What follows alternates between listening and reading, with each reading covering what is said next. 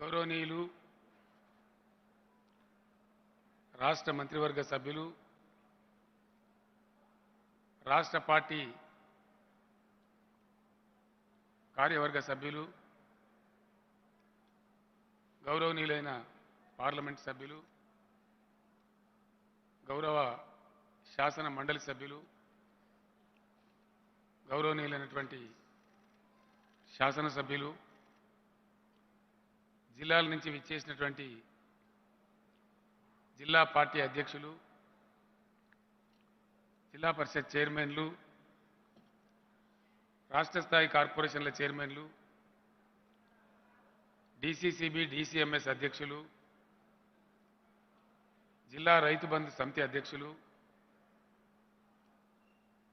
ఈనాటి ఈ విస్తృత సమావేశానికి విచ్చేసినటువంటి వివిధ స్థాయిల పార్టీ ప్రతినిధులందరికీ కూడా హృదయపూర్వకమైనటువంటి నమస్కారాలు.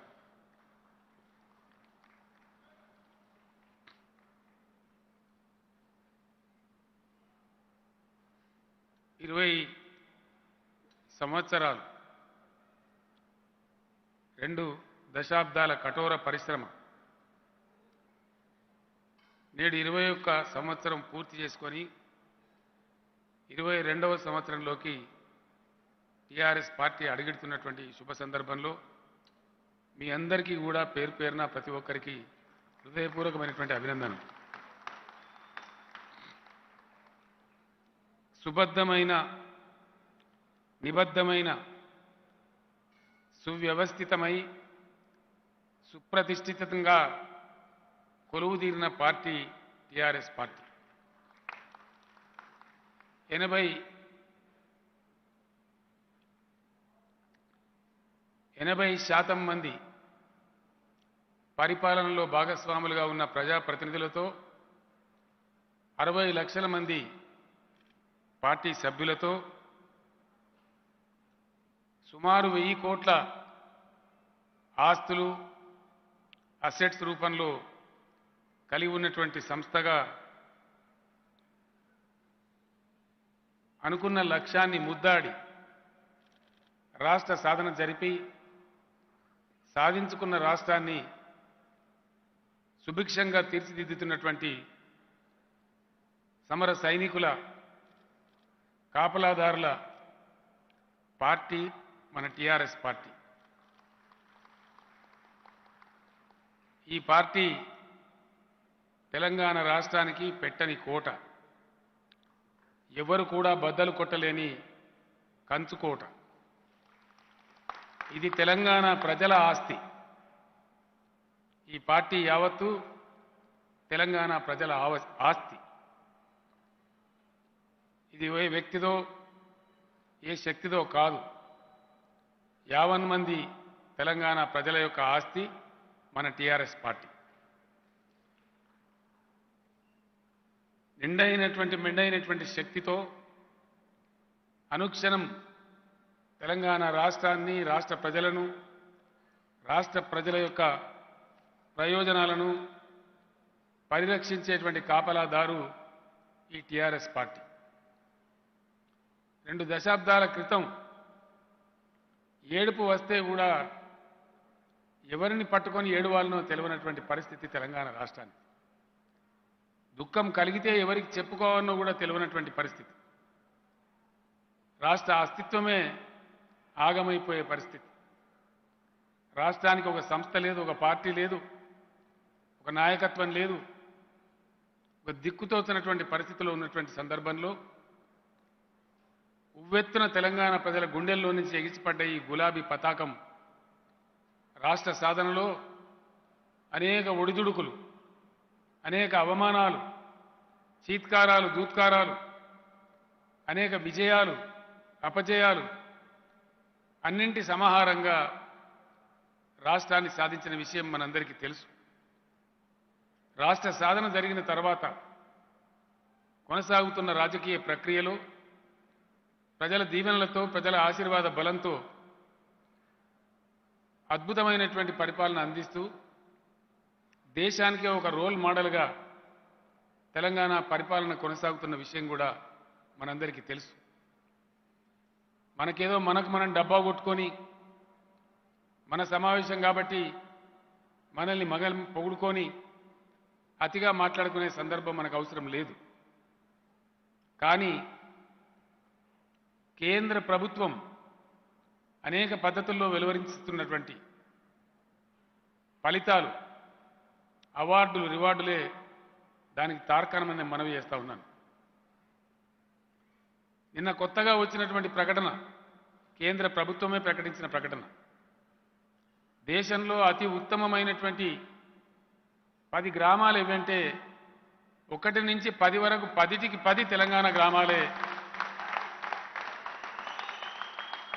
ఎవడన్నా 11వ వార్డు ఉంటేనే వేరే రాష్ట్రం, కానీ 1 నుంచి 10 వరకు ఉత్తమమైనటువంటి గ్రామాలు ఇవి అంటే తెలంగాణ అని చెప్పి, తెలంగాణ రాష్ట్ర గ్రామాలని చెప్పి కేంద్ర ప్రభుత్వమే స్వయంగా ప్రకటించినటువంటి విషయం. ఇంకో 20 గ్రామాలు తీసుకొని మళ్ళీ పరిశీలన చేస్తే 20లో 19 గ్రామాలు తెలంగాణ రాష్ట్రానికి సంబంధించినవని కేంద్ర ప్రభుత్వం ప్రశంసించడం, మనం పనిచేస్తున్నటువంటి తీరుకు మచ్చు తునకాన్ని మనవి చేస్తా ఉన్నాం. నేను మంత్రి హరీష్ రావు ప్రజల కోసం ఒక 4 ఆసుపత్రులకు శంకుస్థాపన చేయడానికి వెళ్తే అవార్డు రానటువంటి డిపార్ట్మెంటే లేదు. ప్రతి డిపార్ట్మెంట్ కూడా మనకు తెలంగాణ రాష్ట్రానికి అవార్డులు వస్తున్నాయని చెప్పి అక్కడ చర్చ సందర్భంగా మాటల్లో వచ్చిన విషయం. అంటే ఒక నిబద్ధమైన పద్ధతిలో, పూర్తి అవినీతి రహితంగా, పట్టుదలతో, లక్ష్యశుద్ధితో, చిత్తశుద్ధితో, సందర్భశుద్ధితో కార్యాచరణ గావిస్తున్నాం. కాబట్టి పెద్దలు కేశవరావు గారు వారి తొలి పలుకులలో చెప్పిన విధంగా ఒకనాడు కరువు కాటకాలకు ఆలవాలమైనటువంటి తెలంగాణ నేడు జల భాండాగారంగా రూపుదిద్దుకున్నది, ఇంకా రూపుదిద్దుకోబోతూ ఉన్నది. Kaleshwaram multi stage lift irrigation scheme ప్రపంచంలోనే అతిపెద్ద లిఫ్ట్ ఇరిగేషన్ స్కీమ్ అని చెప్పి అంతర్జాతీయ ఛానళ్లు కూడా కథనాలు వెలువరిస్తూ ఉన్నాయి.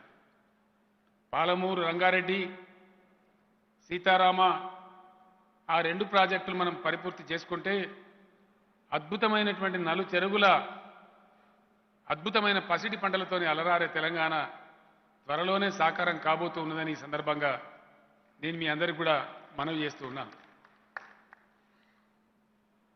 విద్యుత్ రంగంలో దేశమంతా కారు చీకట్లుగా అమ్ముకొని ఉన్న రోజులలో మనం రోజు పేపర్లలో, టీవీలలో వార్తలు చూసే సందర్భంలో వెలుగు జిలుగుల తెలంగాణను మనం ఏర్పాటు చేసుకోగలిగినాం. ఇది కూడా మన పరిపాలన విధానానికి, మన పనితనానికి, మన అంకిత భావానికి మంచి ఉదాహరణ అని కూడా నేను మనవి చేస్తూ ఉన్నాను.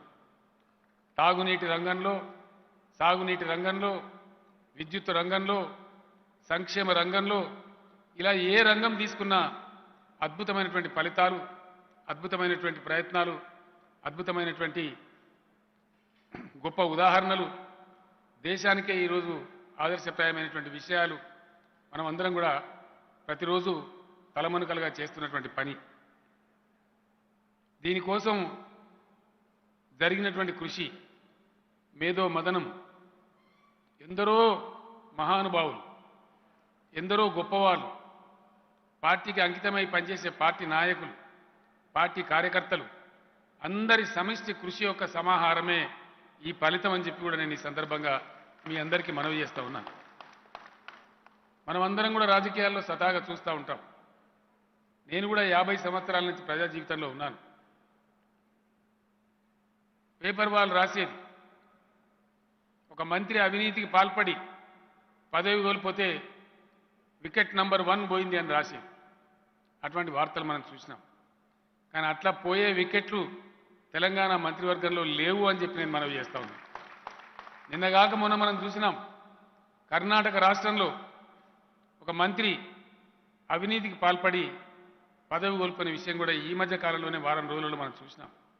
అట్లాంటి పరిస్థితులు తెలంగాణలో లేవు. అడ్డదిడ్డమైన వ్యవహారాలు లేవు. మనం చేసిన ఏ పనైనా ప్రజలు కేంద్ర బిందువుగా, ప్రజల సమస్యలే ఇతివృత్తంగా, వాటి పరిష్కారమే ధ్యేయంగా, తద్వారా సర్వుల యొక్క సమున్నత జీవితమే ఏకైక లక్ష్యంగా మనం పనిచేసినాం కాబట్టి చాలా అద్భుతాలు చేయగలిగినాం. ఒక ధరణి పోర్టల్ దేశమే ఈరోజు ఆశ్చర్యపోతూ ఉంది. చాలామంది న్యాయ కోవిదులు కూడా ఆశ్చర్యపోతూ ఉన్నారు.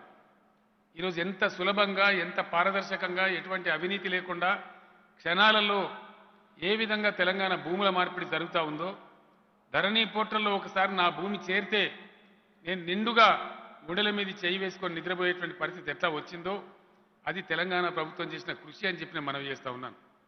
ఈ రకంగా ఏ రంగం తీసుకున్నా, ఏ విధానం తీసుకున్నా ఇతరులకు ఆదర్శంగా అద్భుతంగా తెలంగాణ రాష్ట్రం అద్భుతమైనటువంటి ఫలితాలు సాధించి గొప్పగా మనం ముందుకు పోతూ ఉన్నాం. ఇంకా సాధించవలసింది చాలా ఉంది. మనం ఇప్పటికే గొప్పలు చెప్పుకొని పొంగిపోయి పొర్లిపోయి సంతోషపడే సందర్భం కాదు. కానీ జరిగినటువంటి పని, చేసినటువంటి కృషి పునశ్చరణ చేసుకోవడం కూడా మన బాధ్యత. కాబట్టి ఈ విషయాలన్నీ నేను మీ ముందు ఏకరువు పెడుతూ ఉన్నాను. ఆ రోజు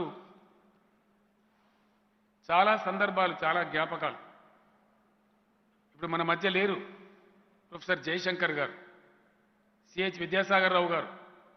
తెలంగాణ వచ్చే క్రమంలో ఢిల్లీలో ఆ తుగ్లక్ రోడ్లో ఇంట్లో ఎన్నో రాత్రులు, ఎన్నో రోజులు నిద్ర లేకుండా గడిపినటువంటి సందర్భాలు. తెలంగాణ రాష్ట్రం వస్తే ఏం చేయాలి, ఎక్కడి నుంచి మొదలు పెట్టాలి, మన ప్రయాణం ఎక్కడి నుంచి ప్రారంభం కావాలి, ఏ రకమైనటువంటి అవరోధాలున్నవి, ఏ రకమైనటువంటి అవకాశాలున్నవి అని అనేకమైనటువంటి మేధో మదనం ఆనాటి నుంచి ఈనాటి వరకు మనం చేసుకోగలిగినాం. తత్ఫలితంగా ఎవరు ఊహించని విధంగా మనకంటే ముందే ఎన్నో దశాబ్దాల ముందు నుంచి లబ్ధ ప్రతిష్ఠులుగా ఉన్నటువంటి రాష్ట్రాలు, మహారాష్ట్ర కావచ్చు, తమిళనాడు కావచ్చు, కర్ణాటక కావచ్చు, గుజరాత్ కావచ్చు, మరి ఇంకేదైనా రాష్ట్రం కావచ్చు, వాళ్ళందరినీ కూడా అధిగమించి తలసరి ఆదాయంలో మన ఆదాయాన్ని మనమే రెట్టింపు చేసుకొని 2,78,000 కోట్ల తలసరి ఆదాయం కలిగిన రాష్ట్రం మన తెలంగాణ అని చెప్పి నేను మనవి చేస్తూ ఉన్నాను. ఇంతకుముందు నేను మనవి చేసిన రాష్ట్రాలన్నిటికంటే కూడా తెలంగాణ తలసరి ఆదాయం ఎక్కువ. జాతీయ తలసరి విద్యుత్ వినియోగంలో తెలంగాణ నంబర్ 1. ప్రతి ఇంటికి నల్లా కనెక్షన్ ఇచ్చి మంచినీరు అందించడంలో తెలంగాణ నంబర్ 1. జీరో ఫ్లోరైడ్ రాష్ట్రంగా ఎవరున్నారు ఇండియాలో ఈరోజు అంటే తెలంగాణ రాష్ట్రమే నంబర్ 1. ఇట్లా అనేక విధానాలలో, అనేక పద్ధతులలో మనం ముందుకు పురోగమిస్తూ ఉన్నాం. వ్యవసాయ రంగంలో వచ్చినటువంటి విప్లవాలు, వ్యవసాయ శాఖ కొనసాగించిన కృషి ఫలితం మనం పండించే ధాన్యాన్ని కొనలేని అశక్తతను కేంద్రం వెలిపించే స్థాయికి మనం ఎదిగినామంటే ఏ స్థాయికి తెలంగాణ వ్యవసాయం విస్తరించిందో, ఏ విధంగా పచ్చని పంట చేలతోని అలరారుతున్నదో మనం అలవోకగా అర్థం చేసుకోవచ్చని నేను మీ అందరికీ మనవి చేస్తూ ఉన్నాను. మన జిఎస్డిపి రాష్ట్ర ఆదాయం, రాష్ట్ర స్థూల ఆదాయం దేశం కంటే ఎన్నో రెట్లు ఎక్కువగా మనం ముందుకు పోతా ఉన్నామని మనవి చేస్తూ ఉన్నాను. ఇక్కడ ఒక మాట పెద్దలు కేశవరావు గారు చెప్పినారు ఇంతకు ముందే. నేను మన అసెంబ్లీలో కూడా చెప్పడం జరిగింది చాలా స్పష్టంగా. తెలంగాణ తలసరి ఆదాయం సుమారు 5 లక్షల కోట్లుగా ఉండేది రాష్ట్రం ఏర్పడ్డ 2014లో. కానీ ఈరోజు మన ఆదాయాన్ని మనం రెట్టింపు కంటే ఎక్కువ పెంచుకొని 11,50,000 కోట్లతోని ఇలా దేశంలో అద్భుతమైన గ్రోత్తో మనం ముందుకు పోతా ఉన్నామని మనవి చేస్తూ ఉన్నాం. ఒకరోజు 3 ప్రభుత్వ వైద్య కళాశాలలు ఉన్న తెలంగాణ ఈరోజు 33 గవర్నమెంట్ మెడికల్ కాలేజీలు ఏర్పాటు చేసుకుంటున్న తెలంగాణ వచ్చిన తర్వాత జరిగిన దీంట్లో అద్భుతమైనటువంటి పద్ధతుల్లో మనం ముందుకు పోతూ ఉన్నాం. సుమారు 2.5 లక్షల పైచిలకు ప్రభుత్వ ఉద్యోగాలు కల్పించిన రాష్ట్రం ఇండియాలో ఏది అంటే ఒక తెలంగాణ రాష్ట్రమే నేను మనవి చేస్తూ ఉన్నాను. చాలా సంతోషం. ఈరోజే గ్రూప్ 1 573 పోస్టులకు గాను గ్రూప్ 1 నోటిఫికేషన్ కూడా వచ్చింది. యువకులంతా కూడా దానిలో తలమునకలుగా పోటీ పడడానికి సిద్ధమవుతా ఉన్నారని నేను మనవి చేస్తూ ఉన్నాను. ఇట్లా ఏ రంగం తీసుకున్నా, ఏ పద్ధతి తీసుకున్నా మనం బాగా పురోగమిస్తూ ఉన్నాం, ముందుకు పోతూ ఉన్నాం. ఇదే స్ఫూర్తితోని మనమందరం కూడా ముందుకు పోవాల్సినటువంటి అవసరం ఉంది. అయితే ఇక్కడ ఒక విషయం మనం గమనించాల్సిన అవసరం ఉంది. మనం ఒక రాష్ట్రం, దేశంలో ఒక భాగం. మనం పనిచేసిన స్థాయిలో దేశం పనిచేసి ఉంటే మన యొక్క జిఎస్డిపి 11.5 లక్షల కోట్లు కాదు 14.5 లక్షల కోట్లుగా ఉండేది. మనకంటే గొప్పగా కాదు, అట్లీస్ట్ మన స్థాయిలో టీఆర్ఎస్ ప్రభుత్వం పనిచేసిన స్థాయిలో కేంద్రంలో ఉన్న బీజేపీ ప్రభుత్వం కనుక పనిచేసి ఉంటే ఈరోజు మన స్థాయి 14.5 లక్షల కోట్లు ఉండేది. ఇది నేను చెప్తున్న లెక్క కాదు, comptroller and auditor general of India ఇచ్చే లెక్క, ఆర్థిక నిపుణులు చెప్పే లెక్క, అర్థశాస్త్ర పండితులు చెప్పే లెక్క. అంటే మనం చేసిన స్థాయిలో కేంద్ర ప్రభుత్వం పని చేయడం లేదు అనే దానికి ఇది ఒక ప్రబల తార్కాణం అని నేను మనవి చేస్తా ఉన్నా. ఈ సందర్భంలో అనేక విషయాలు మనం చర్చించుకోవాల్సిన అవసరం ఉంది. అనేక తీర్మానాలు ఇప్పుడు మీ ముందు రాబోతూ ఉన్నాయి. నేను ఒక్కటే మాట మీ అందరి ముందు పెట్టదలుచుకున్నాను. మిత్రులు టంకసాల అశోక్ గారు నిన్నటి దానిలోనూ మొన్నటి దానిలోనూ ఒక పేపర్లో ఒక వ్యాసం రాశారు. కేశవరావు గారు కూడా వారి ప్రసంగంలో ఇప్పుడు ప్రస్తావన చేశారు. ఈరోజు ఒక మిత్రుడు శ్రీశైల్ రెడ్డి అనే మిత్రుడు కూడా ఒక అద్భుతమైన వ్యాసం రాశారు. దాంట్లో వాళ్ళు వెలిబుచ్చిన అభిప్రాయాలు ఈరోజు ఒక చర్చ జరుగుతూ ఉంది. నిన్న మొన్న పేపర్లు రాస్తూ ఉన్నాయి, టీవీలు చెప్తా ఉన్నాయి. కేసీఆర్ ఈరోజు జాతీయ రాజకీయాల గురించి ప్రస్తావన చేస్తారు, జాతీయ ఎజెండాను ఆవిష్కరిస్తారు అనే మాటలు చెప్తా ఉన్నారు. నేను ఒక్కటే మాట సభలో ఉన్నటువంటి మీ అందరికీ, ఈ సభ ద్వారా తెలంగాణ రాష్ట్ర ప్రజలకి, అదేవిధంగా అద్భుతంగా దేశ ప్రజలకు కూడా ఒకటే మాట నేను మనవి చేస్తా ఉన్నాను. 75 ఏళ్ల స్వాతంత్రంలో ఏం జరిగిందో ఈ దేశంలో దేశవాసులందరికీ తెలుసు. అందులో బ్రహ్మ పదార్థమేం లేదు, ఎవరికి తెలియని అంశమేం లేదు. ఏ పద్ధతిలో స్వాతంత్ర ఫలాలు ప్రజలకు లభించానో ఆ పద్ధతుల్లో లభించలేదు. ఏ పద్ధతుల్లో ప్రజాస్వామ్య పరిపక్వత పెరిగి అధికారాల బదలాయింపు జరగానో ఆ పద్ధతిలో జరగలేదు. అనేక ప్రయత్నాలు జరిగినాయి, అనేక విషయాల మీద చర్చోపచర్చలు జరిగినాయి. పెడధోరణులు మరింత ప్రబలిపోతున్నాయే తప్ప మంచి మార్గం కానరావటం లేదు. ఇటీవలి కాలంలో దేశం విపరీతమైనటువంటి కొన్ని జాడ్యాలకు, అవాంఛితమైనటువంటి అనారోగ్యకరమైనటువంటి అవసరం లేనటువంటి కొన్ని పెడధోరణులు దేశంలో ప్రబలుతూ ఉన్నాయి. అది భారత సమాజానికి ఏమాత్రం కూడా శ్రేయస్కరం కాదు. భారత సమాజం సహనం, శాంతికి ఆలవాలమైన సమాజం, సమాజంలో ఉన్న ప్రతి ఒక్కరిని ఆదరించేటువంటి సమాజం. ఇంత అద్భుతమైన ఈ దేశంలో కొన్ని దుర్మార్గమైనటువంటి విధానాలు, సంకుచితమైనటువంటి విధానాలు, ఇరుకైనటువంటి విధానాలు దేశ ఉనికినే ప్రశ్నించే స్థాయికి, దేశ గరిమకు గొడ్డలి పెట్టుల అశనిపాతంలా దాపురించే స్థాయికి పోతున్నటువంటి విషయం మనం గమనిస్తూ ఉన్నాం. మరి ఈ సందర్భంలో ఒక రాజకీయ పార్టీగా, ఒక రాష్ట్రంగా మనం ఏం చేయాలి, మన కర్తవ్యం ఏమిటి, ఏ రకమైన పద్ధతుల్లో మన ప్రవర్తన ఉండాలి, మన ఆలోచన ధోరణి ఏ విధంగా ఉండాలి, ఏ విధమైన పాత్ర పోషణ మనం చేయాలని చెప్పి మనం డెఫినెట్గా నిర్ణయం తీసుకోవాల్సిన అవసరం ఉంటుంది. తీసుకున్న నిర్ణయాన్ని అమలు చేసి ఈ దేశ అభ్యున్నతి కోసం శక్తి వంచన లేకుండా కృషి చేయవలసిన అవసరం కూడా ఉంటుందని సందర్భంగా నేను మనవి చేస్తూ ఉన్నాను. దేశంలో కొన్ని విషయాలు చాలామందికి తెలియవు.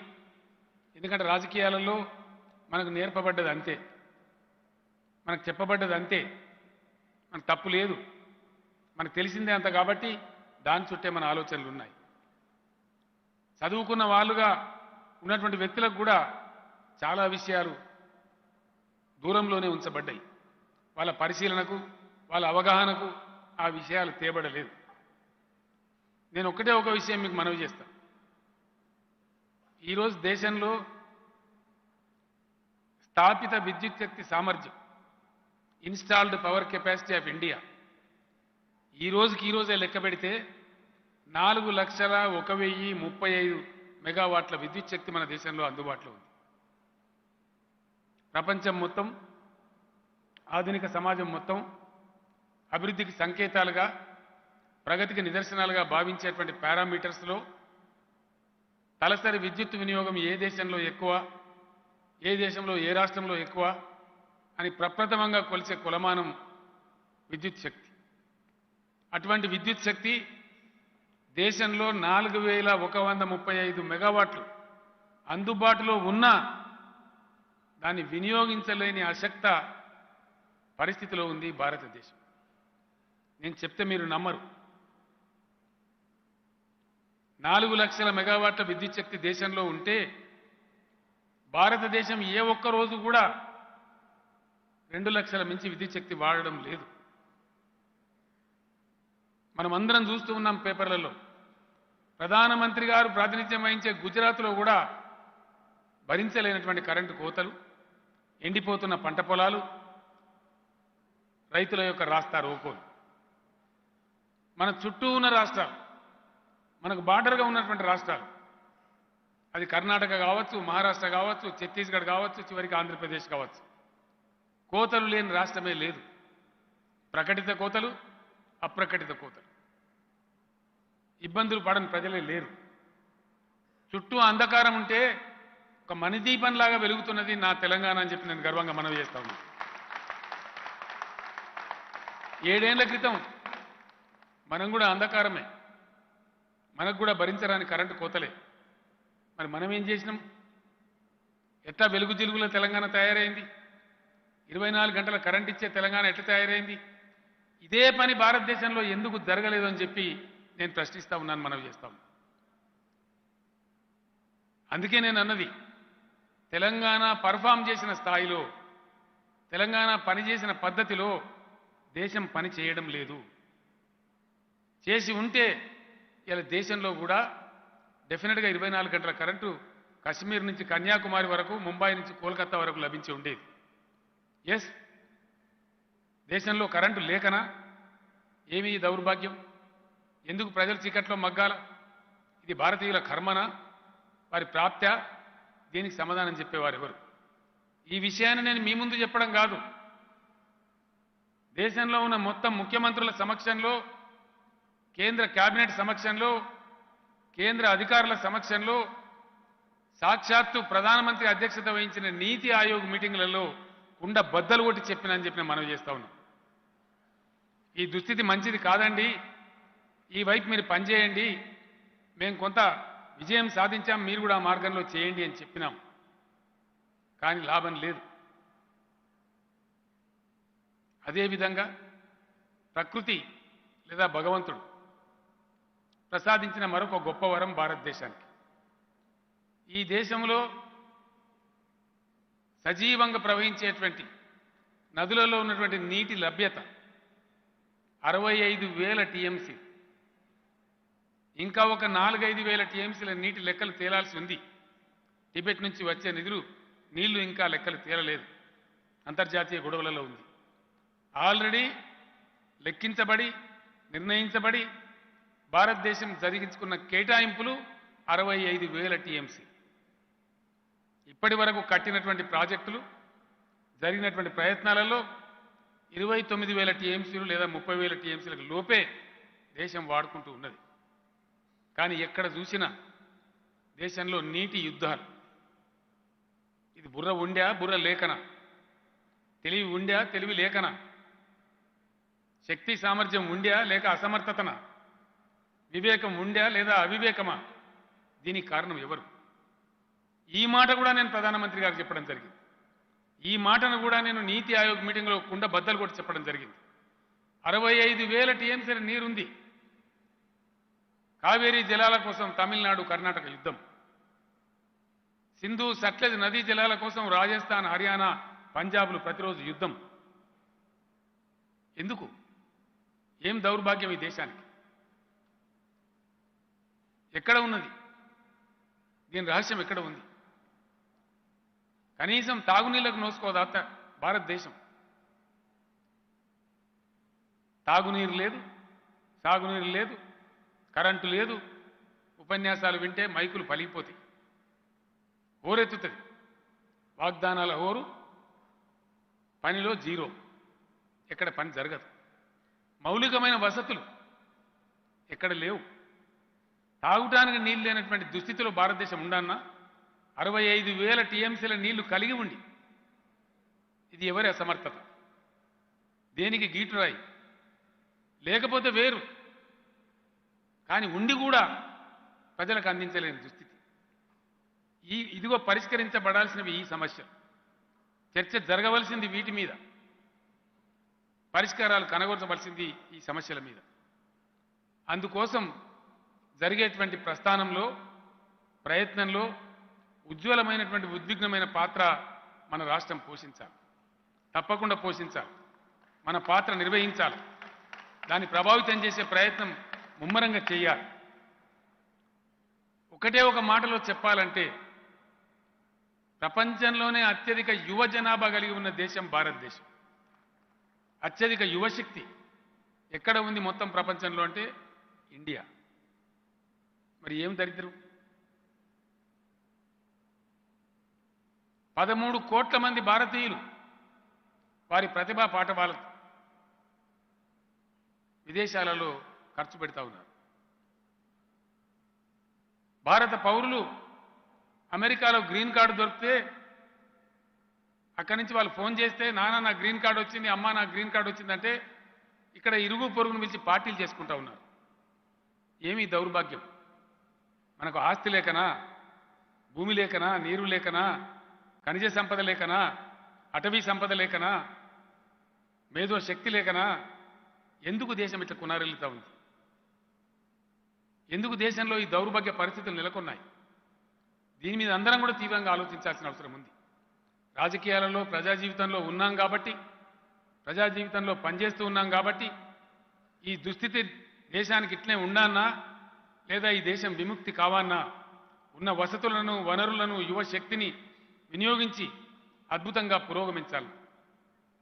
ఏమీ లేని సింగపూర్లో ఏమీ లేదు, మన్ను కూడా లేదు. వాళ్ళకి మట్టి కావాలంటే పొరుగు దేశం ఇండోనేషియా నుంచి కొనుక్కుంటారు, మట్టిని షిప్లలో తెచ్చుకుంటారు. మంచినీళ్ళు కూడా వాళ్ళ సొంతానికి లేవు, మలేషియా నుంచి కొనుక్కుంటారు, ట్రీట్మెంట్ చేసి మళ్ళీ మలేషియాకి అమ్ముతారు.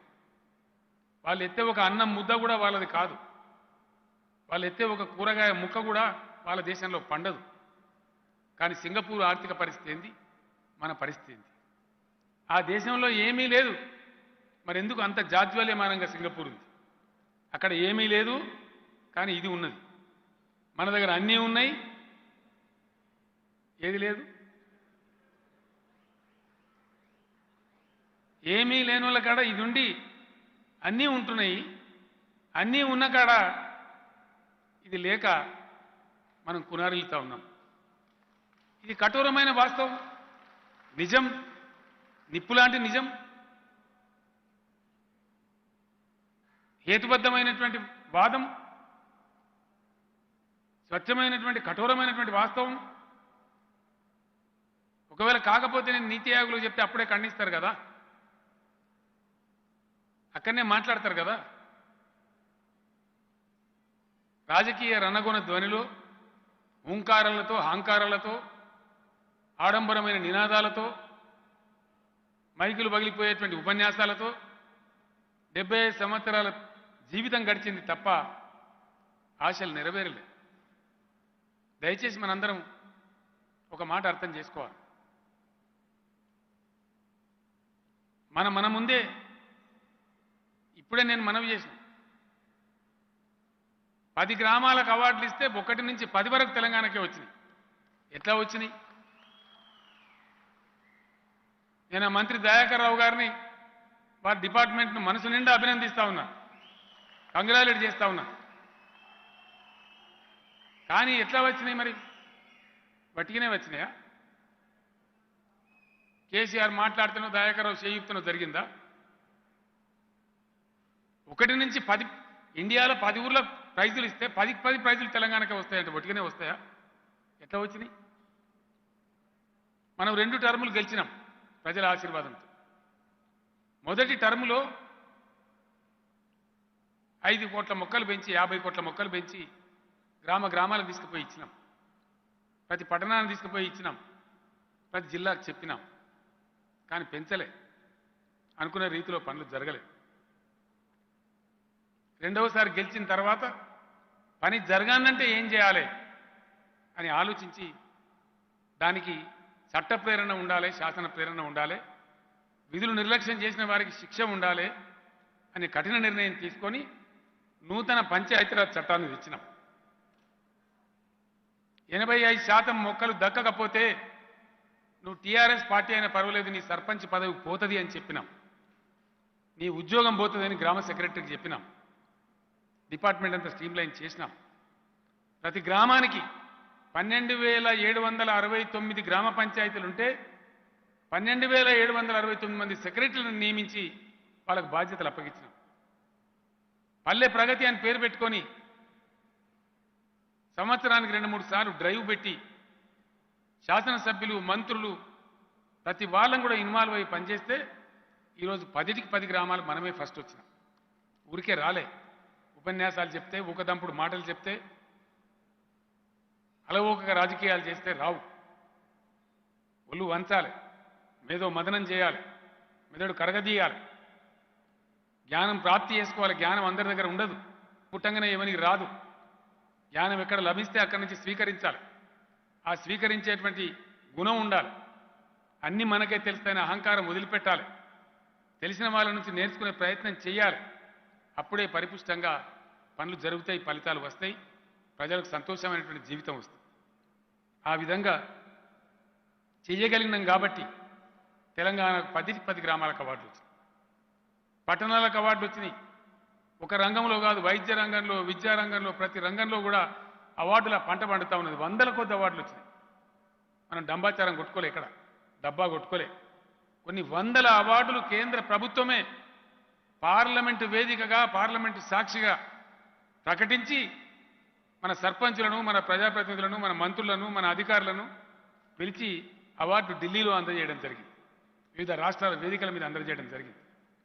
ఆ విధమైనటువంటి కృషి చిత్తశుద్ధితో జరుగుతుంటే ఈ పనులు వచ్చినాయి. ఇప్పుడు దేశానికి ఏం కావాలి? నాకెవరో కలిసినారు, కొన్ని పార్టీల మిత్రులు కలిసినారు. ఒక సందర్భంలో కమ్యూనిస్ట్ పార్టీ పెద్దలు వచ్చినారు, జాతీయ నాయకులు. ఇక్కడ వాళ్ళకి ఏదో సమావేశం ఉంటే వాళ్ళు వచ్చినారు. ఏమిటంటే ఏం చేస్తున్నారు, మంచి చెడ్డ మాట్లాడితే దేశాన్ని ఇప్పుడు మనం అందరం ఏకం కావాలండి, అందరం ఒకటి కావాలి. దేనికోసమో నేను అడిగి, ఒకటి కావాలి నిజమే, దేనికోసం? బీజేపీ పార్టీని గద్దె దించాలి, అది అందరూ మన లక్ష్యం కావాలి. ఇది చెత్త ఏజెండా, దయచేసి నేను మీ ఎంబడి రానని చెప్పాను. ఎవరినో గద్దె దించడం కోసమో ఎవరినో గద్దె ఎక్కించడం కోసం జరగాలన్న ప్రయత్నం. గద్దె ఎక్కించాల్సింది భారతదేశ ప్రజలను, పార్టీలను కాదు.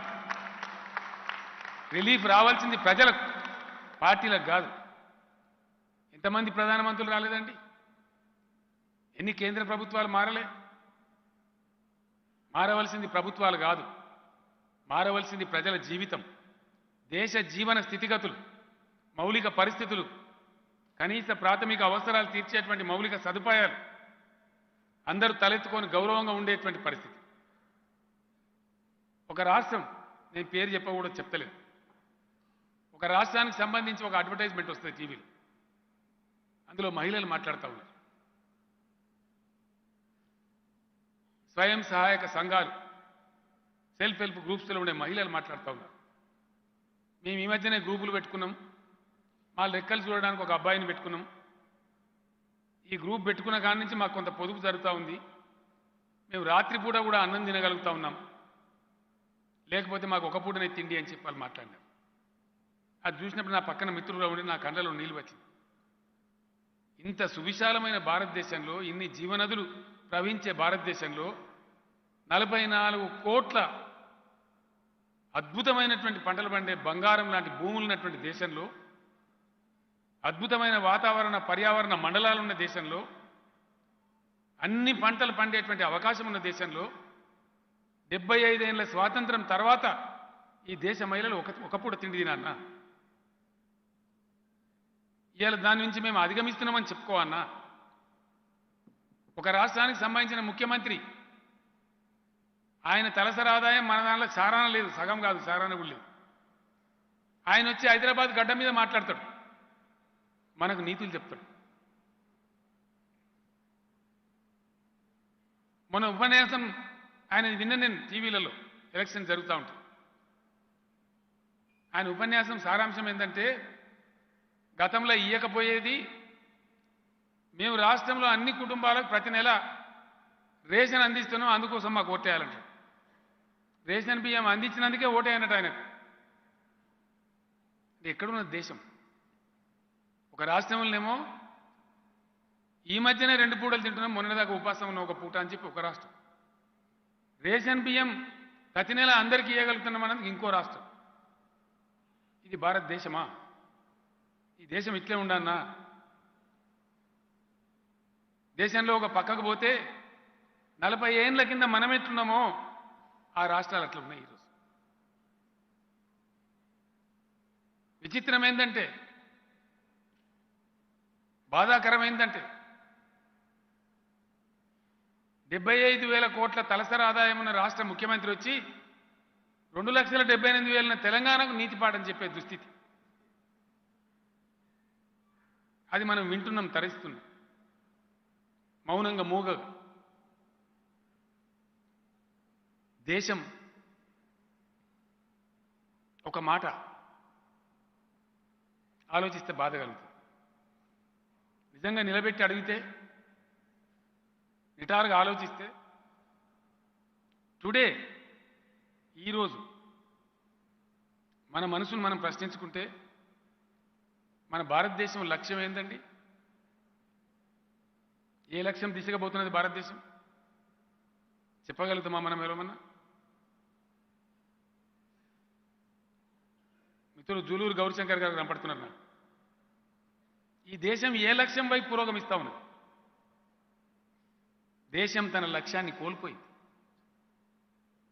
దేశం లక్ష్యం అంటే ఒక వ్యక్తి చెప్పే సిద్ధాంతం కాదు, ఒక పార్టీ ప్రవచించే 4 మాటలు కాదు. దేశం యొక్క లక్ష్యం అంటే దేశ ప్రజల యొక్క సామూహిక లక్ష్యమై ఉండాలి. కన్యాకుమారి నుంచి కాశ్మీర్ వరకు, పశ్చిమ కనుమల నుంచి తూర్పు దిశ వరకు దేశం నలుమూలలో ఉండే ప్రజలు ఒక సామూహిక లక్ష్యం ఉండాలి, ఒక గమ్యం ఉండాలి. ఆ లక్ష్యం దిశగా దేశం మొత్తం సామూహిక ప్రయత్నం చేయాలి. అట్లా అన్ని దేశాలు చేస్తే మరి భారతదేశం ఎందుకు గతి తప్పిపోతా ఉంది? భారతదేశం ఎందుకు తన లక్ష్యాన్ని కోల్పోయింది? లక్ష్యం లేని దిశలో, చీకట్లోకి బాణం కొట్టిన పద్ధతిలో, చీకట్లో గుడ్డెద్దు చేన్లో పడ్డ పద్ధతిలో ఎటుపోతా ఉంది ఈ దేశం? ఏం జరుగుతూ ఉంది ఈ దేశంలో?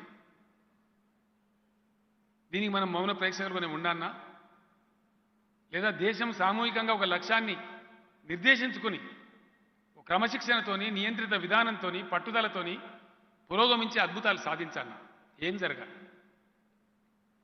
నిన్న మొన్నటి వరకు 1980 వరకు కూడా భారతదేశ జీడిపి కంటే చైనా జీడిపి తక్కువ.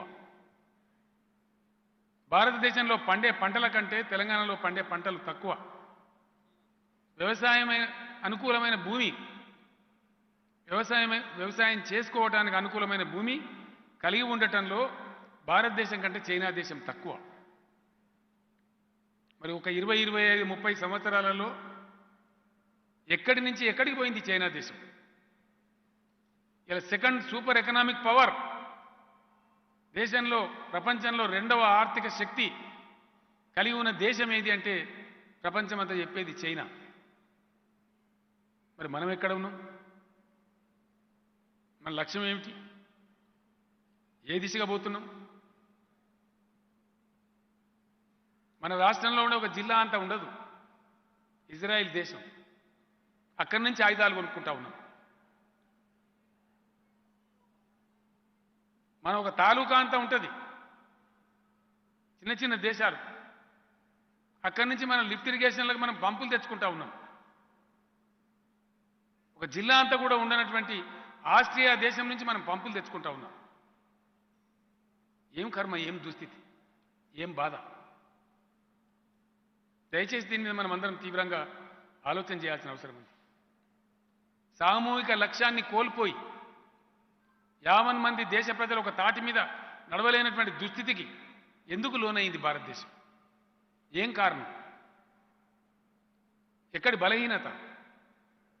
ఇంత సుసంపన్నమైనటువంటి సాంస్కృతిక వారసత్వం, అద్భుతమైనటువంటి యువశక్తి, అపారమైనటువంటి ఖనిజ సంపద, అటవీ సంపద, జల సంపద, బంగారం పండించేటువంటి 44 కోట్ల ఎకరాల భూములు, కష్టం చేయడానికి సిద్ధంగా ఉండేటువంటి శ్రమజీవులు అందరినీ కలిగి ఉండి ఎందుకో కొరగాకుండా ఈ దేశం ఎందుకున్నది? దీనికి నివారణ ఏమిటి? ఇది తప్పకుండా చర్చ జరగాల్సినటువంటి అంశం. కావాల్సింది రావాల్సింది రాజకీయ ఫ్రంట్లు కాదు. చాలా వచ్చినాయి ఫ్రంట్లు. Second front, first front, national front, Manu front అన్నీ వచ్చినాయి. ఏమి సాధించినాయి? ఏం జరిగింది?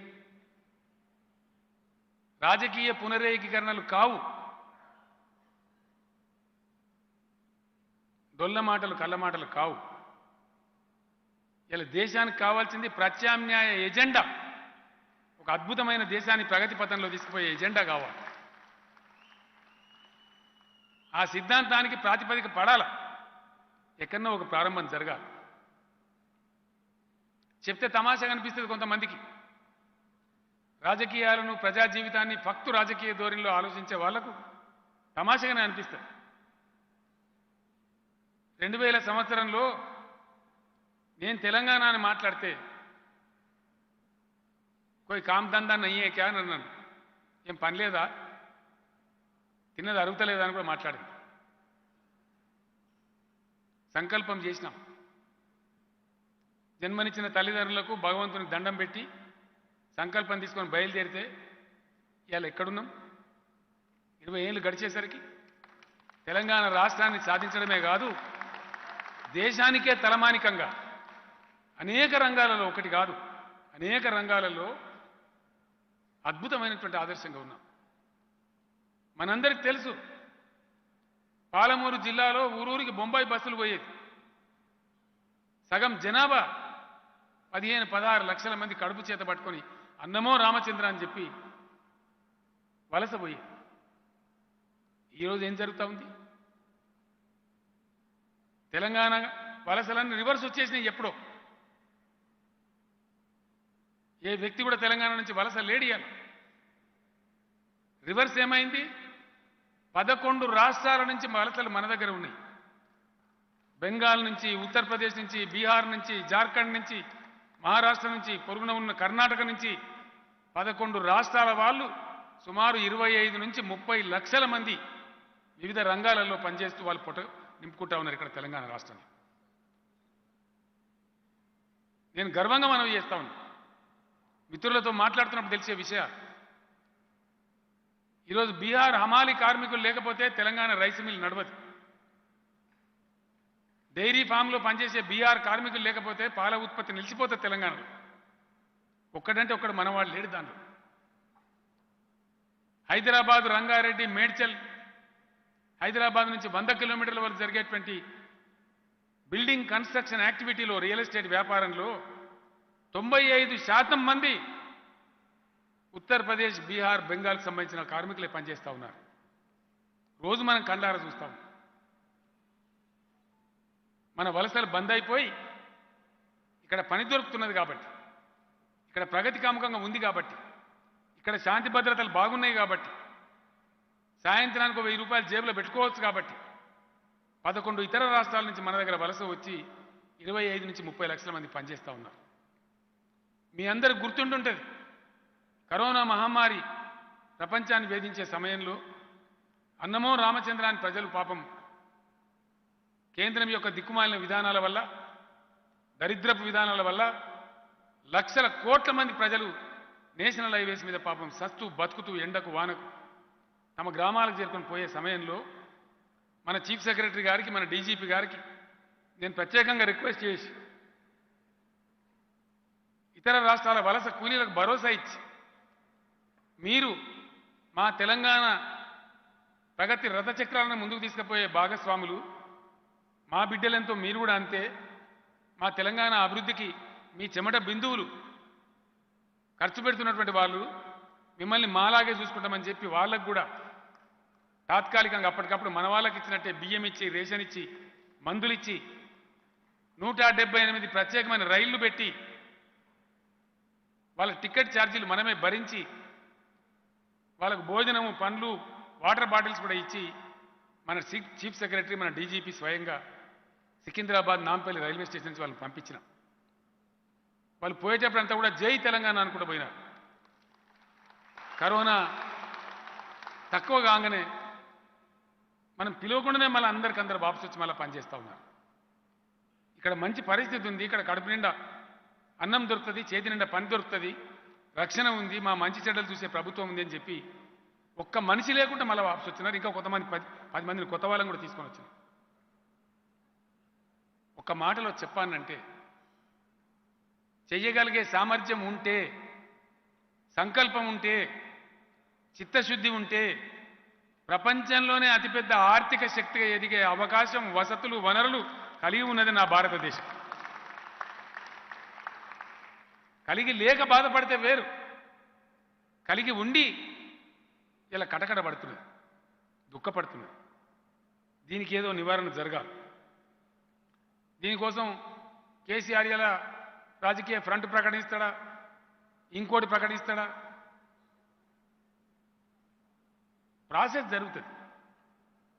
తెలంగాణ కోసం ఎట్లయితే మనం ప్రాసెస్ చేసినామో, ఏ ప్రాసెస్ ద్వారా తెలంగాణ తెస్తామని నమ్మినామో, అట్లనే అద్భుతమైన భారతదేశ నిర్మాణానికి కూడా ప్రాసెస్ జరగాలి. ఆ ప్రాసెస్లో ఏం జరుగుతుంది భవిష్యత్తు తెలుస్తుంది, సమయం తెలుస్తుంది.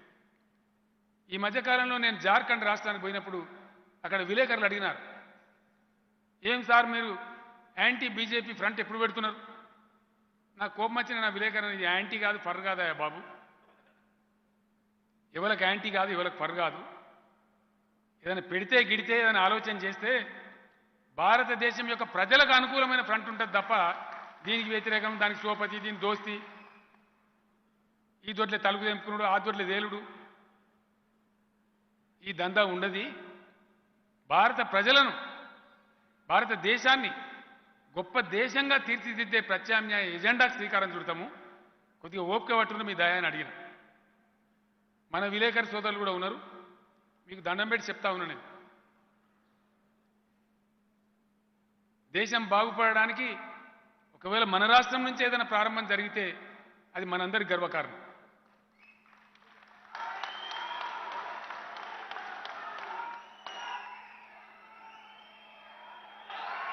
తెలంగాణ ప్రజల పక్షాన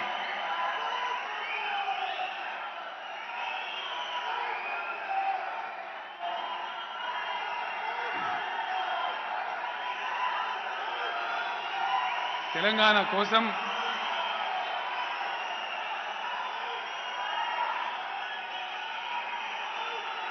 థ్యాంక్ యూ.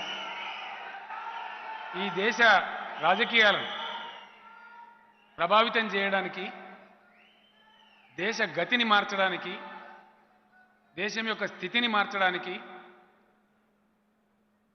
దేశాన్ని సరి అయిన ప్రగతి పందాలో నడిపించడానికి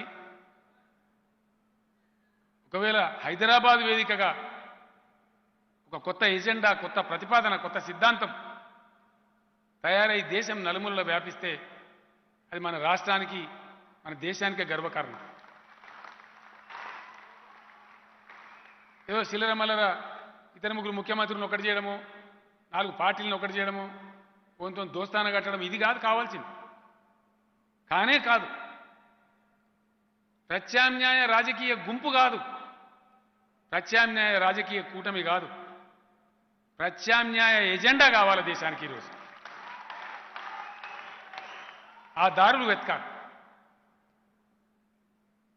నూతన వ్యవసాయ విధానం రావాలి, integrated agriculture policy of India రావాలి, నూతన ఆర్థిక విధానం రావాలి, నూతన పారిశ్రామిక విధానం రావాలి, ప్రతివాడు పనిచేసేటువంటి అవకాశం రావాలి, అందుకు అవసరమైన వేదికలు తయారు కావాలి.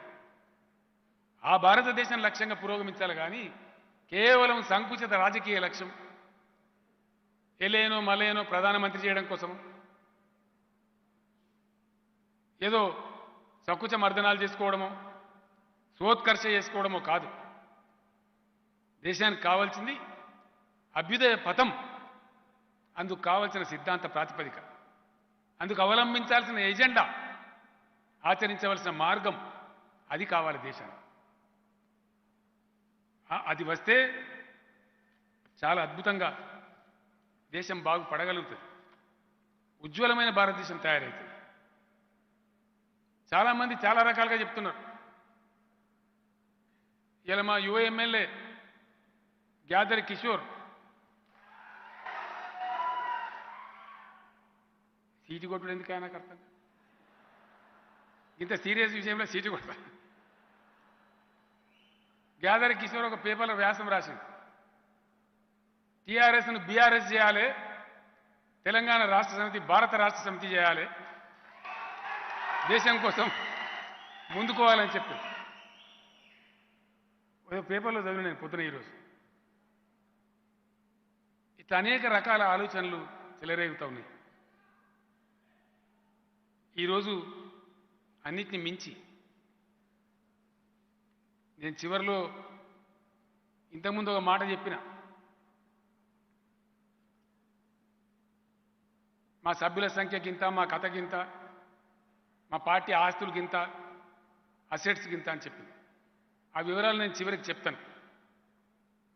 మన పార్టీ కలిగి ఉన్న అసెట్స్ ఏంటి, మన బ్యాంక్ అకౌంట్స్ ఏంటి.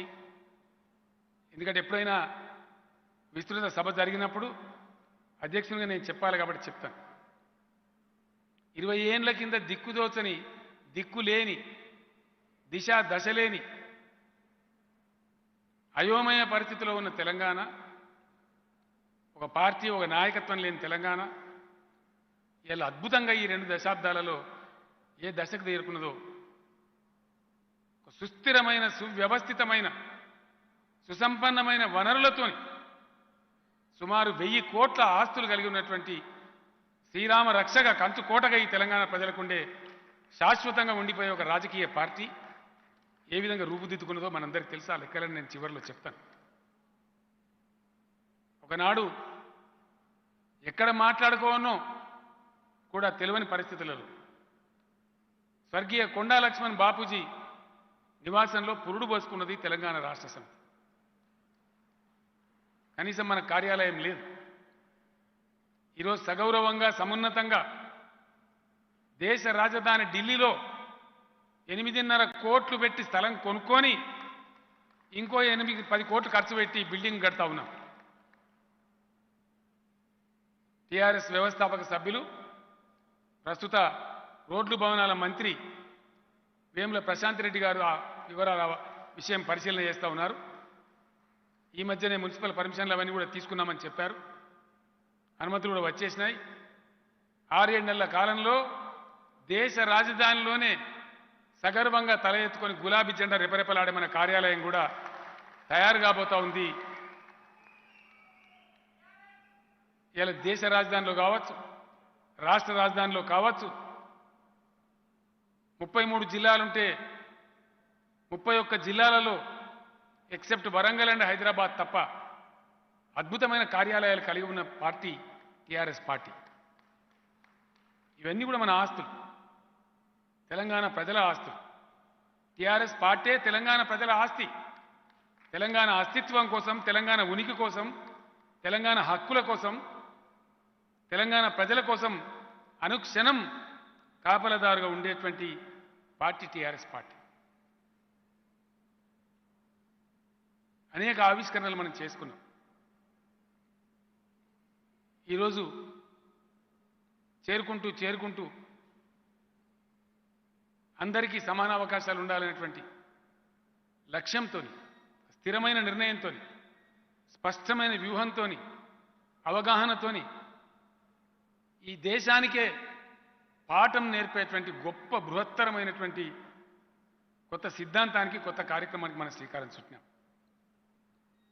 గుండెల నిండుగా పూర్తి అవగాహనతో, ఏదో ఆషామాషిగా ఓట్ల కోసమో చిల్లరపల్లర నినాదాల కోసమో కాకుండా అద్భుతమైన తెలంగాణ సమాజాన్ని సృష్టించే దిశగా మనం తలపెట్టిన మరో బృహత్తర కార్యక్రమం దళిత బంధు. దళిత బంధు కార్యక్రమం ఈరోజు నేను మనవి చేస్తా ఉన్నా, దేశానికి, ప్రపంచానికే ఆదర్శం కాబోతా ఉంది. I have no iota of doubt. దళిత జాతిలో ఉన్నటువంటి రత్నాలు, మాణిక్యాలు, వజ్ర వైడూర్యాలు, అద్భుతమైన ప్రతిభా సంపన్నులు కోకొల్లలుగా ఉన్నారు అక్కడ కూడా.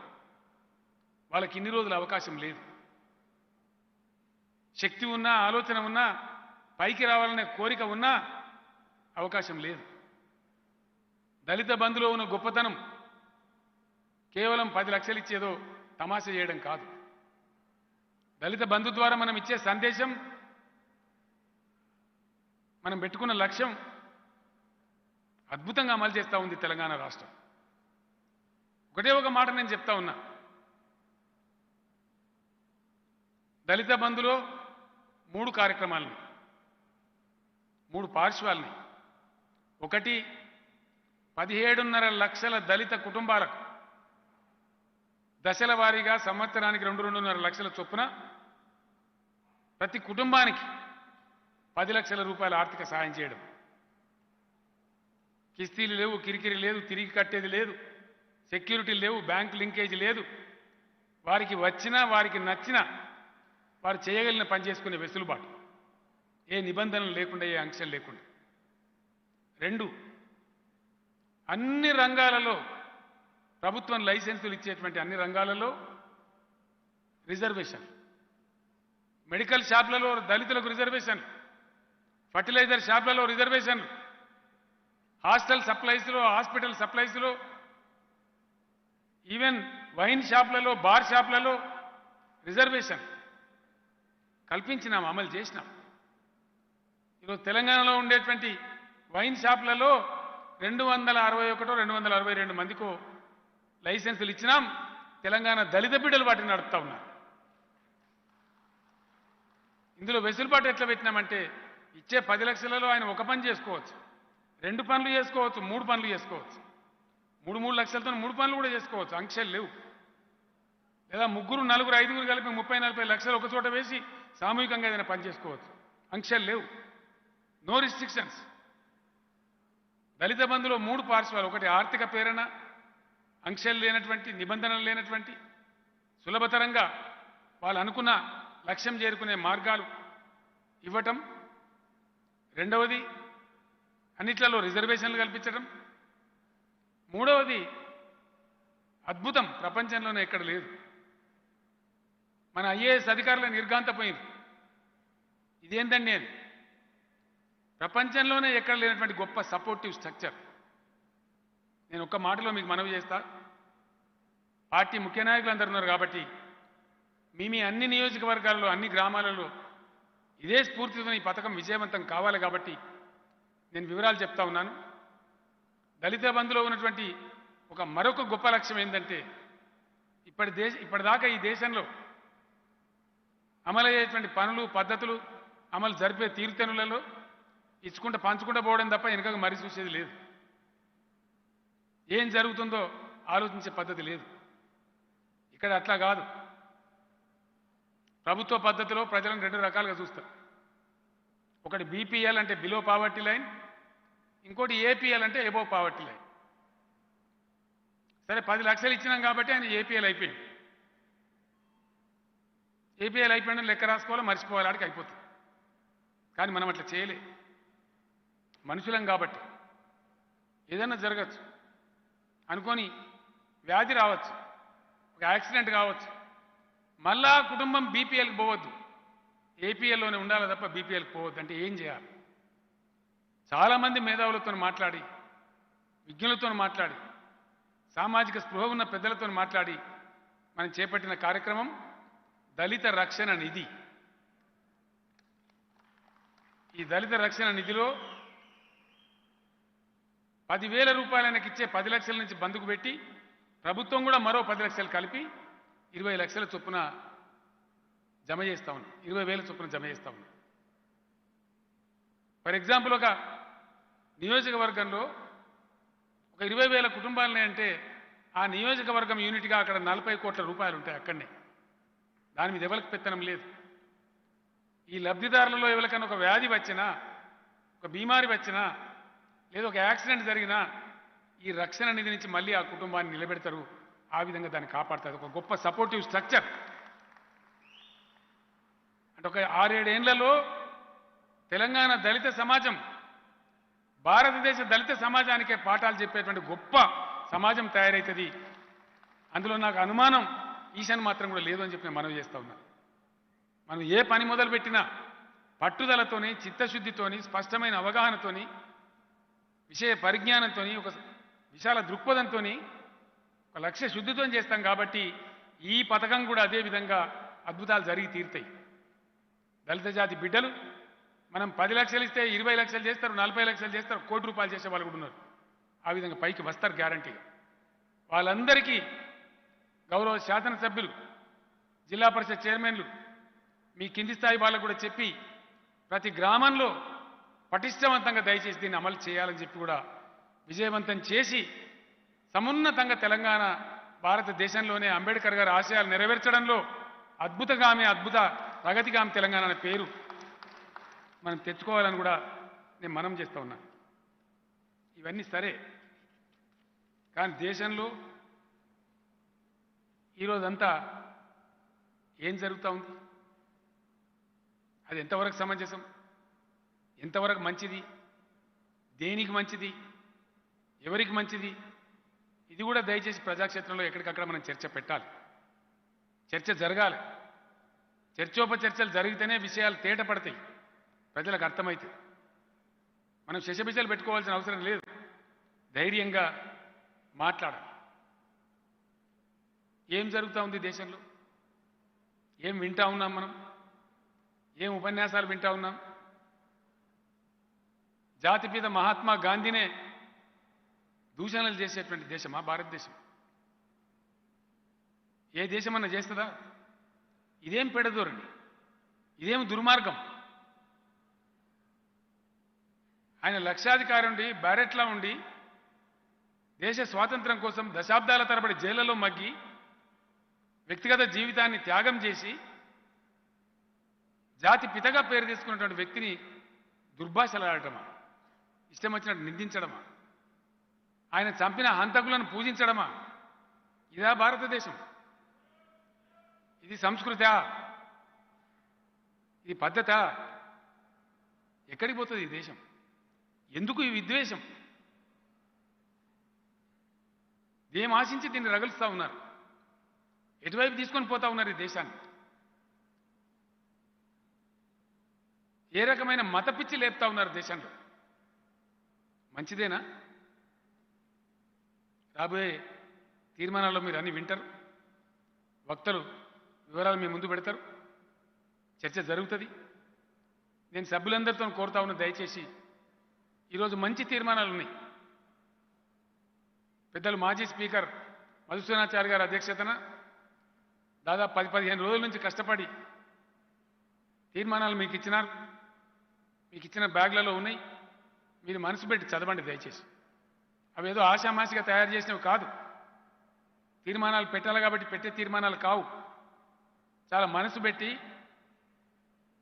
సమకాలీన సమాజంలో ఏం జరుగుతున్నదో మీకు అందరికీ తెలవాలి, మీరు చదవాలని చెప్పి ఇచ్చినటువంటి తీర్మానాలు.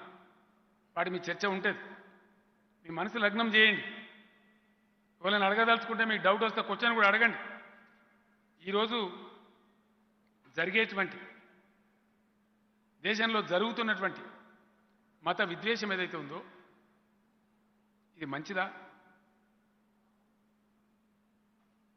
ఏం వింటా ఉన్నాం? ఏం జరుగుతూ ఉంది? ఎక్కడికి దారి తీస్తుంది? ఇంత కృషితోని కూలగొట్టడం చాలా తేలికనే. కుచిత బుద్ధితోని కుటిల రాజకీయాలు చేసి పచ్చి రాజకీయ స్వార్థం కోసం, ఎవరికో 10 మందికి పదవుల కోసం ఏదైనా విధ్వంసం చేయడం చాలా తేలికనే, అలకగా చేయొచ్చు ఆ పని. అదే కట్టానంటే, నిర్మాణం చేయాలంటే ఎంత సమయం పడుతుంది, ఎంత శ్రమ అవసరం?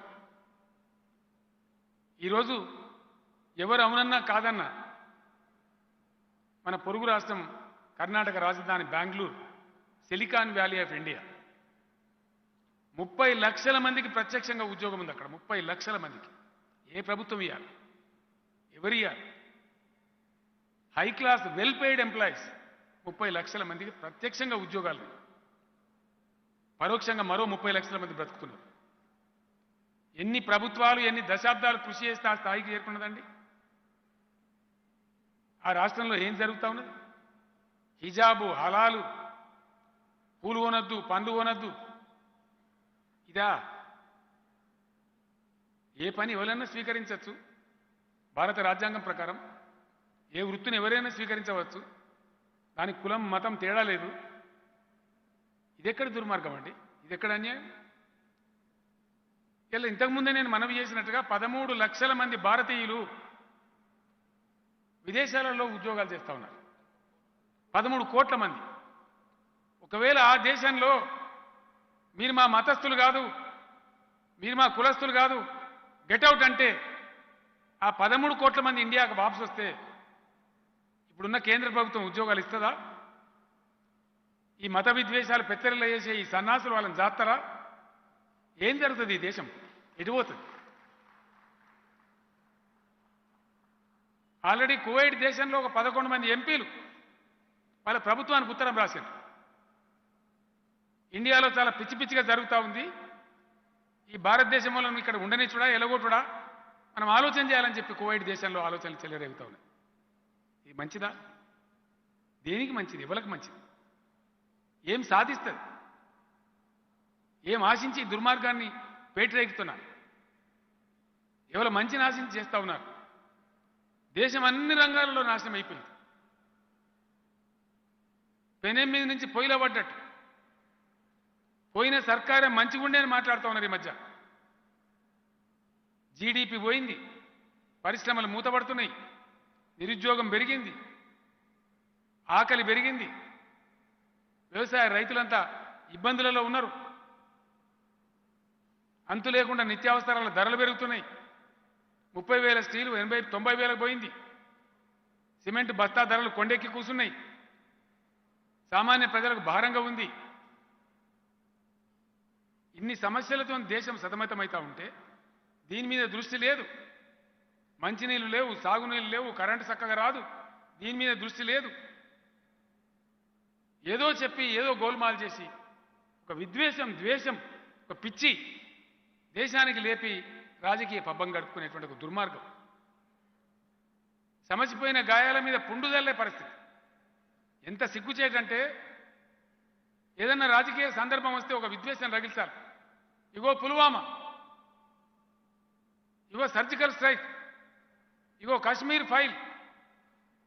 కాశ్మీర్ పండితులే చెప్పారు టీవీలో ముందుకొచ్చి, మానిన గాయాన్ని మళ్ళెందుకు రేపుతున్నారండి? మా పుండు మీద కారం ఎందుకు చల్లుతున్నారు?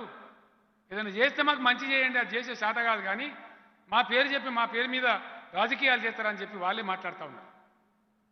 ఏం దౌర్భాగ్యం, ఏం మతపిచ్చి, ఏం విద్వేషం.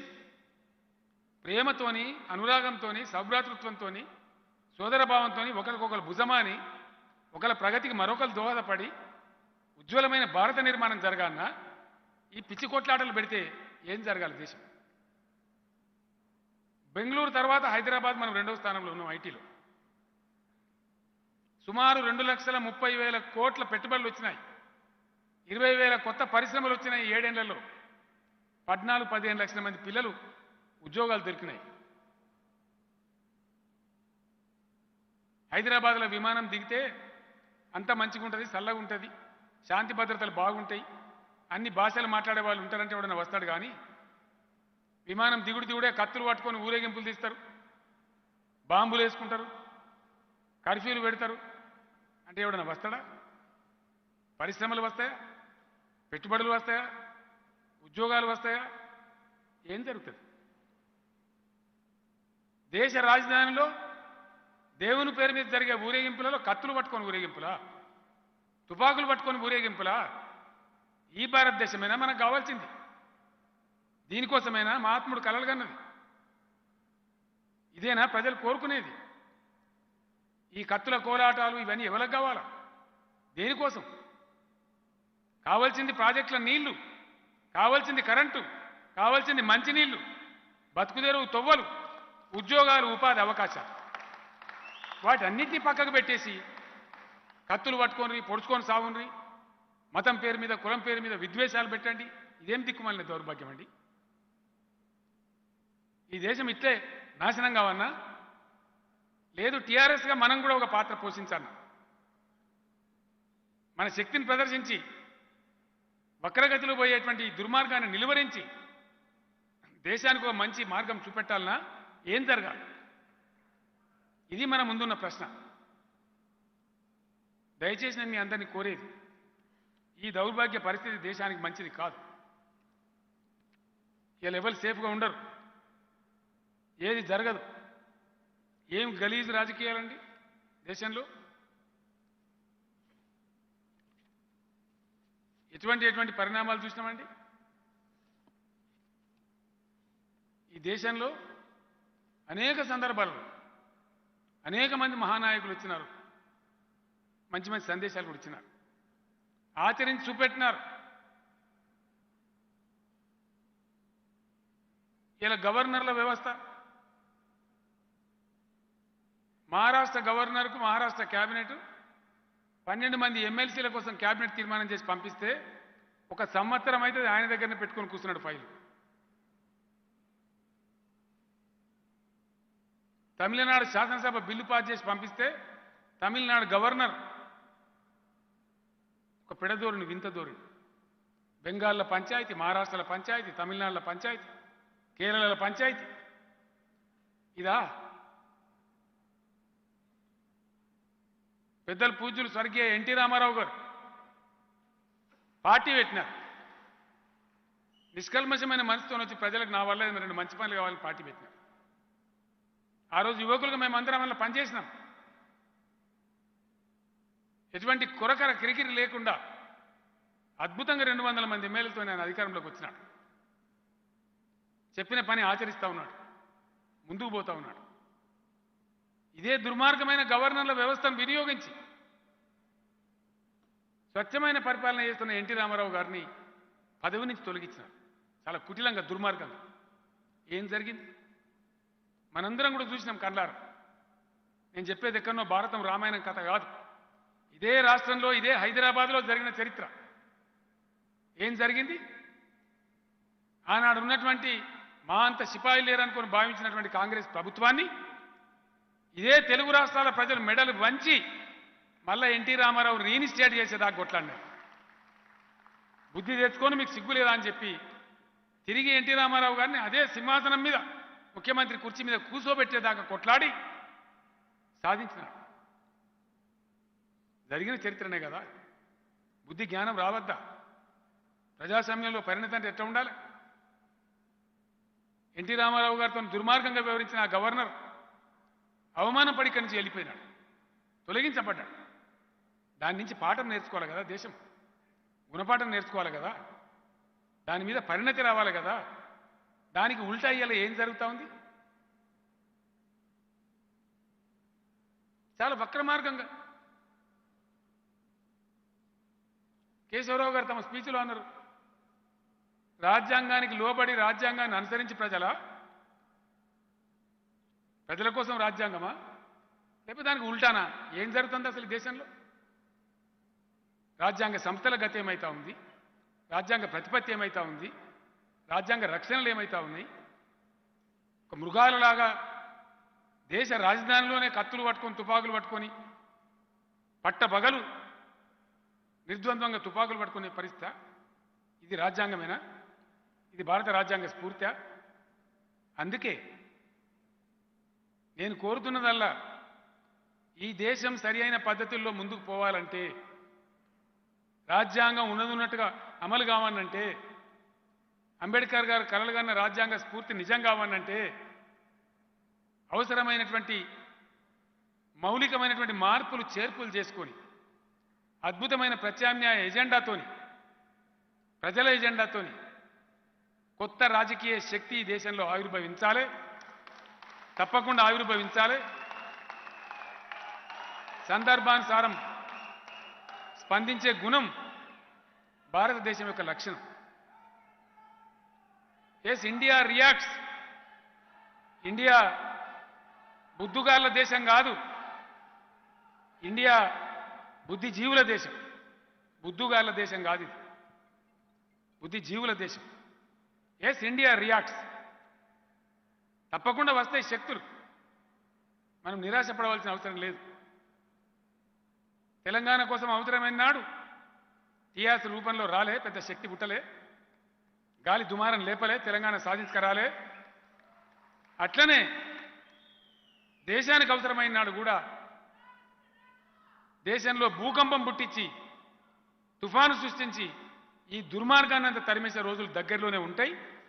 తప్పకుండా సముజ్వలంగా తెలంగాణ కూడా, తెలంగాణ టీఆర్ఎస్ పార్టీ కూడా దానిలో ఉజ్వలమైన పాత్ర పోషిస్తుందని మనవి చేస్తూ మరొక్కసారి మీ అందరికీ కూడా అభినందనలు తెలియజేస్తూ నేను ముగిస్తా ఉన్నా, విరమిస్తా ఉన్నా. జై తెలంగాణ, జై తెలంగాణ. జై హింద్.